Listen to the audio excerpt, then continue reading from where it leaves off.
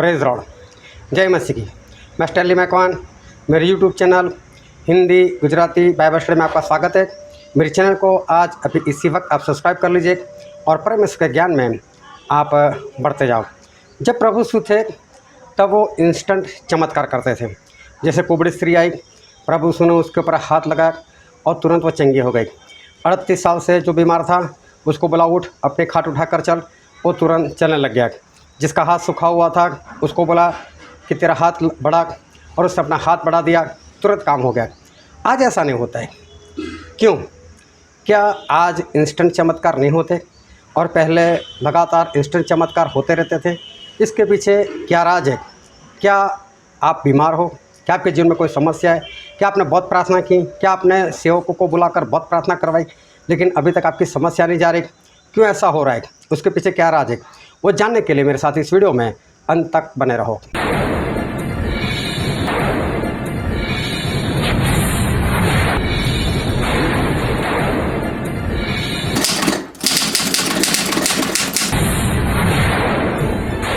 परमेश्वर का बहुत धन्यवाद करते हैं क्योंकि हमारे परमेश्वर हमारे जीवन में काम करते। एक बार एक गांव में मैं गया था और वहाँ पर चर्च चलाया और चर्च के बाद हम लोग बैठे थे और कुछ लोगों के लिए प्रार्थना हो रही थी। और तभी मैंने बाहर की ओर देखा तो एक इंसान था और उसको लकवा हो गया था और दो लोग उसको पकड़कर जैसे तैसे उसको लेकर आ रहे थे। चल नहीं पा रहा था वो अपने पैरों से और उसको चर्च में लाया गया। उसके बाद मुझे बताया कि इनके लिए प्रार्थना करो, इनकी हालत ऐसी है। और उस वक्त उनके लिए प्रार्थना की और प्रार्थना करने के बाद मैंने बोला अभी आप चल कर बताओ, खुद उठो और चल कर बताओ। वो बैठे थे और अपने आप खड़े हो गए और अपने आप खड़े होकर वो हमारे सामने चलने भी लगे। मैं और स्टेनू और विजय भाई, हम 3 लोग उस गांव में गए थे और वहाँ पर परमेश्वर ने तुरंत ये चमत्कार किया था। एक बहन थी और उसको अस्पताल में एडमिट किया था। कारण ये था कि उनको कैंसर था और जो बच्चेदानी होती है उसका कैंसर था और डॉक्टर ने बोला कोई बड़ी बात है नहीं, ये निकाल देंगे हम, ये ठीक हो जाएगी। लेकिन जब उसका रिपोर्ट निकाला ऑपरेशन करने से पहले तो रिपोर्ट ऐसा था कि जो कैंसर था वो फैल चुका है और डॉक्टर ने बोल दिया है कि ऑपरेशन नहीं होगा, ये ज़्यादा से ज़्यादा 15 दिन तक ज़िंदा रहेगी। लेकिन उसके लिए भी प्रार्थना हुई और जैसे ही प्रार्थना हुई उसी वक्त उस औरत को भी चंगाई मिल गई। उसके बाद में उन्होंने रिपोर्ट निकाला, रिपोर्ट नॉर्मल आया, आज भी ज़िंदा है और आज भी जॉब कर रही है, अपना काम कर रही है और परमेश्वर ने उसको संपूर्ण चंगाई दी है। एक भाई साहब थे, उनके सर के ऊपर काफ़ी कर्जा था और कर्जा चुकाने की हिम्मत नहीं थी, इतनी कमाई नहीं थी और वो चाहते थे कि मेरा कर्जा उतर जाए और इसलिए वो फ़ॉरेन जाना चाहते थे। लेकिन काफ़ी प्रयत्न करने के बाद भी उनका फ़ॉरेन जाना हो नहीं रहा था और हम दोनों मिले, ये सारी बात हुई, उनके लिए प्रार्थना हुई और प्रार्थना करने के बाद तुरंत ही उनको फ़ॉरेन से सामने से लेटर आया कि आप हमारी कंपनी ज्वाइन करोगे क्या, हम आपको ये वाली पोस्ट देंगे, इतना इनकी इतनी सैलरी देंगे। और भाई साहब बहुत खुश हो गए कि मैं इतना प्रयत्न करता था तब कुछ नहीं हुआ और एक प्रार्थना से ये काम हो गया।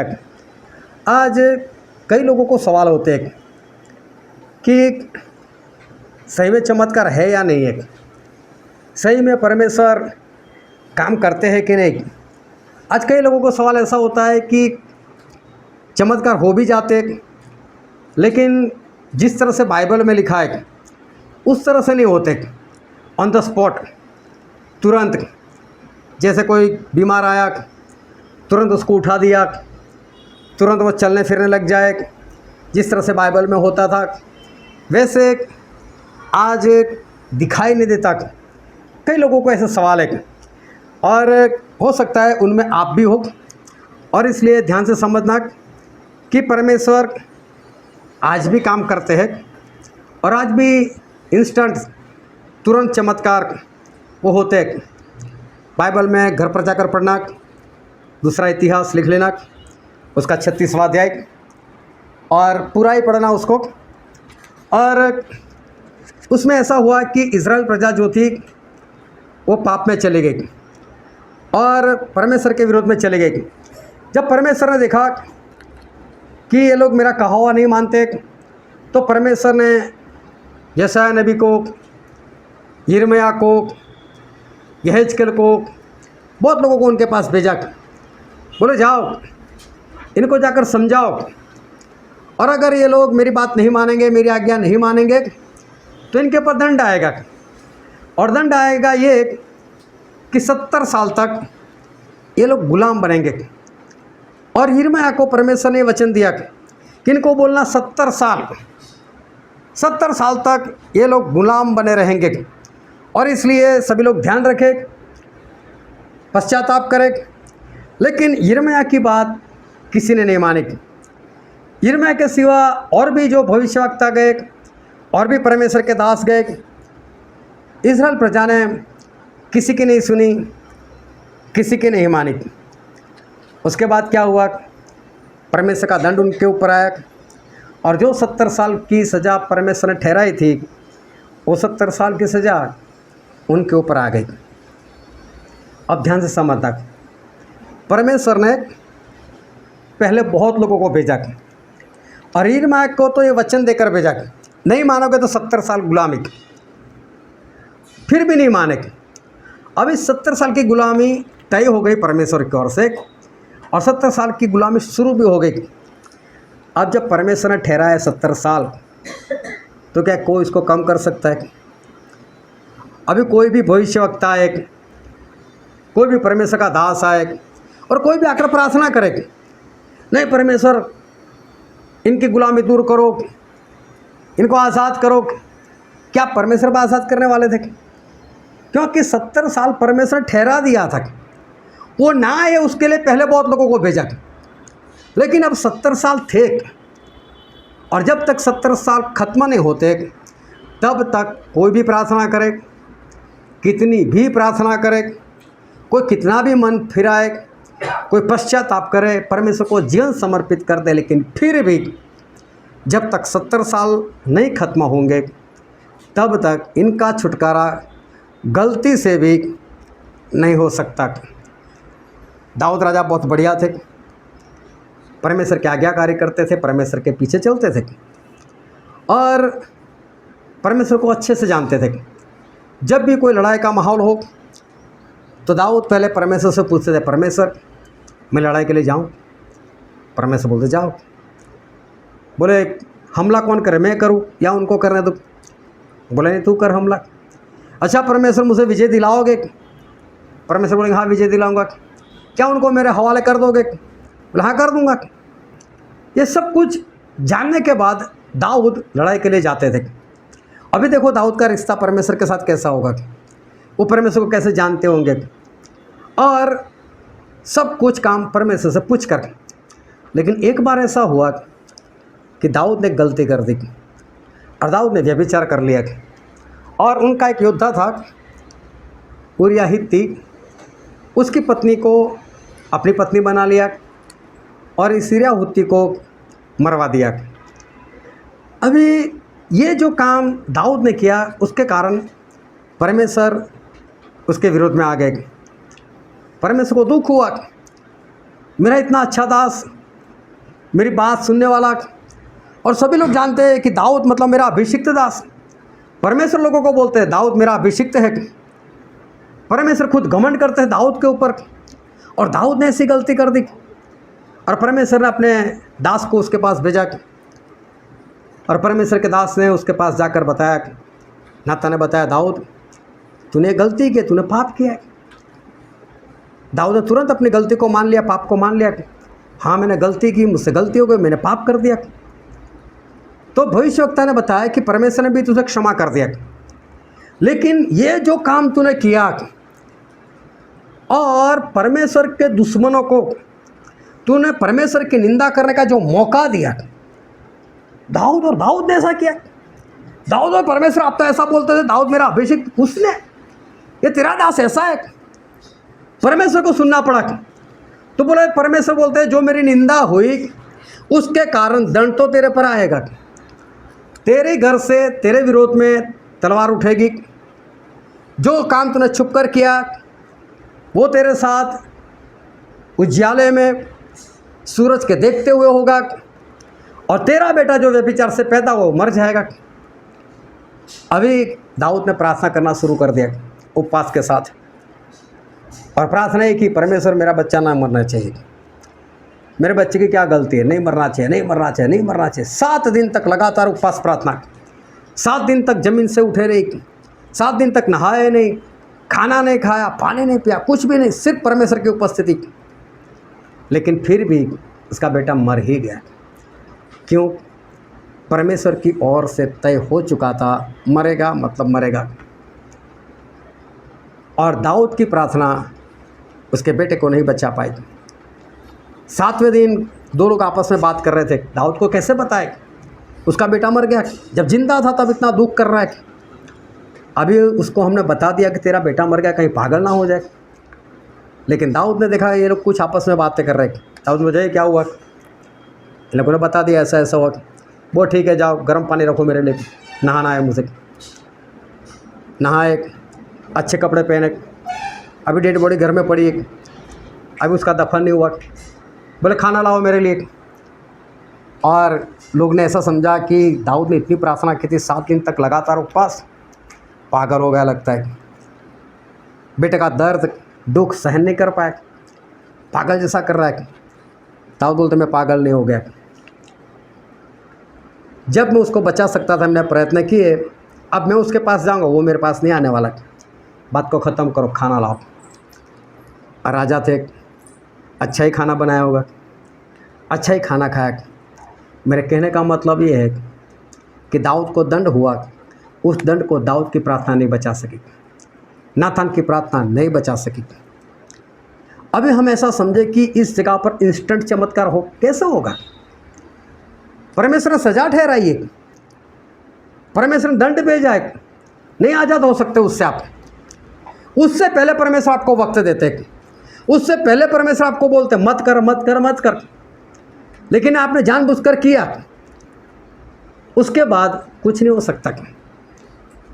जिस भाई को फॉरेन जाना था वो परमेश्वर को नहीं पहचानते थे, जानते थे मानते थे, लेकिन सही में जो परमेश्वर की पहचान होनी चाहिए वो नहीं थी। उनको नहीं मालूम था परमेश्वर कैसे। इंस्टेंट चमत्कार, परमेश्वर अपनी पहचान दे दी कि देख मैं ऐसा काम कर सकता हूँ, तुरंत फॉरेन जाना हो गया। जो लकवा वाला था वो तो अन्य जाति से था, उनको नहीं मालूम था यीशु मसीह कैसे कैसे काम करते, इसलिए उनको तुरंत चंगाई। जिस बहन को कैंसर था वो अन्य जाति से थे, उनको नहीं मालूम था कि यीशु मसीह इतने बड़े काम भी कर सकते, तो परमेश्वर अपनी पहचान दे दी, वहाँ तुरंत चमत्कार हो जाएंगे। लेकिन जो लोग जानबूझकर ऐसे काम करते हैं, परमेश्वर के विरोध में, जिस तरह से इज़राइल प्रजा ने किया, और परमेश्वर ने कई लोगों को भेजा, और यिर्मयाह को तो खास बोलकर भेजा 70 साल की गुलामी, नहीं माना तो 70 साल की गुलामी आई। और बाइबल पढ़ना, वो 70 साल में कहीं पर भी आज़ाद नहीं हुए थे। एक बार परमेश्वर की ओर से दंड आ गया, ये तो समझो गुलामी का दंड। लेकिन अगर बीमारी आ गई किसी के ऊपर तो समझ लेना जितने दिन परमेश्वर ने ठहराए ना, या जितने महीने ठहराए, या जितने साल ठहराए, दवाई करो, दुआ करो, जादू टोना करो, जो करना है करो, उससे आज़ाद कभी नहीं होंगे। अगर परमेश्वर ने ठहरा दिया इतना वक्त तो कुछ भी कर लो, लेकिन आज़ाद नहीं हो सकते। और ये बात बाइबल में भी लिखी है। एक बार एक इंसान था जो 38 साल से बीमार था। प्रभु उसके पास गए और उसको बोला एक चंगा होना चाहता है? बोला हाँ, उठ, खाट उठाकर चल। कितना वक्त लगा उसको? तुरंत चंगा हो गया कि नहीं? लेकिन नहीं हुआ था तुरंत चंगा। बाइबल का एक वचन पढ़ते हैं, यूहन्ना उसका 5वां अध्याय और वचन 14। इन बातों के बाद वह यीशु को मंदिर में मिला। यीशु ने उससे कहा, देख तू चंगा हो गया है, फिर से पाप मत करना, ऐसा न हो कि इससे कोई भारी विपत्ति तुझ पर आ पड़े। हालेलुया। ध्यान से समझना, प्रभु यीशु ने इस इंसान को जिसको 38 साल की बीमारी के बाद चंगाई मिली थी, उसको प्रभु यीशु ने ऐसा कहा, अब तू चंगा हुआ है, पाप मत करना, कहीं इससे ज़्यादा विपत्ति तुझ पर ना आ पड़े। इसका मतलब इसने पहले पाप किए थे तो 38 साल की बीमारी इसके लिए तय की गई होगी। 38 साल पूरे हुए तभी प्रभु यीशु आए और तभी इसको चंगाई मिली। प्रभु यीशु 30 साल के हो गए, उसके बाद उन्होंने अपनी सेवा शुरू की। इसका मतलब प्रभु यीशु के आने से थोड़े ही साल पहले इसको बीमारी लगी थी। क्या प्रभु यीशु को नहीं मालूम था? क्यों प्रभु यीशु पहले नहीं गए? उनको मालूम था 38 साल होने दो, बाद में ही जाना है, इसके लिए 38 साल ठहरा है। क्या बोलता है, मेरे पास कोई नहीं जो मुझे उठा के पानी में डाले। होना ही था ऐसा, क्योंकि तेरे लिए ठहरा है 38 साल। ध्यान से समझना, एक बार परमेश्वर की ओर से दंड आ गया, वक्त ठहरा दिया, उस वक्त में कितना भी करो आप, चाहे प्रार्थना करो, चाहे उपवास करो, चाहे परमेश्वर के दास को बुला, कुछ नहीं होने वाला। इतना ही नहीं, अगर उस वक्त आपको ऐसा लग गया कि परमेश्वर नहीं सुनते, चलो कुछ और कर लेता हूँ, और परमेश्वर के विरोध में होकर कुछ और करने के लिए गए, तो परमेश्वर उस दंड को और बढ़ा देंगे। 70 साल की गुलामी थी, 70 साल में भी नहीं माने, तो परमेश्वर ने याजक को बुलाया, याजक ने जरा तू बाहर और सो जा, जितने दिन तू सो जाएगा उतने साल मैं इनकी गुलामी बढ़ा दूंगा, क्योंकि मानते नहीं। फिर भाई और भी सो जा, जितने दिन सोएगा इतने साल मैं इनकी गुलामी बढ़ाऊंगा। और मालूम है 430 दिन तक सोता रहा, और 430 साल की गुलामी परमेश्वर ने और बढ़ा दी। फिर लेवी 26 में लिखा है, 26 का 21, 24 पढ़ना नहीं है, लेकिन वहाँ पर लिखा है, और फिर भी अगर नहीं मानोगे तो मैं आपका दंड, आपकी सज़ा 7 गुना बढ़ा दूंगा। इस्राएल फिर भी नहीं माने, और उनकी गुलामी बढ़ गई 7 गुना, मतलब 2520 साल। जिस वक्त हम पवित्र आत्मा की प्रार्थना के लिए यहाँ इकट्ठा होते, देखा था वचन हमने गिनती कर कर 70 साल की गुलामी बढ़ते बढ़ते बढ़ते 2520 साल की हो गई थी। जब दंड होता है, परमेश्वर ने आपके लिए कोई वक्त तय कर लिया, महीना 2 महीना जो भी, उसमें ज़्यादा बने रहो। ये मत सोचो कि मैं इतनी प्रार्थना करता हूँ, मैं इतनी प्रार्थना करवाता हूँ, लेकिन मुझे चंगाई क्यों नहीं मिलती, मेरा छुटकारा क्यों नहीं होता, क्योंकि परमेश्वर ने कुछ ठहरा दिया है। जब तक वो ख़त्म नहीं होगा वक्त तक आपको चंगाई नहीं मिलने वाली। और इसलिए उस वक्त में परमेश्वर में इसलिए बने रहना ताकि ये दंड और ना बढ़े आगे, 70 साल के 430 साल ना हो, इसलिए आपको बने रहना है। परमेश्वर से मांगना है, परमेश्वर मुझे सहन शक्ति दो, परमेश्वर इस दंड में मैं बना रहूं, आप में ही बना रहो। और दाऊद बने रहे, दंड तो उनके ऊपर आया, उनका खुद का बेटा उनके विरोध में हो गया।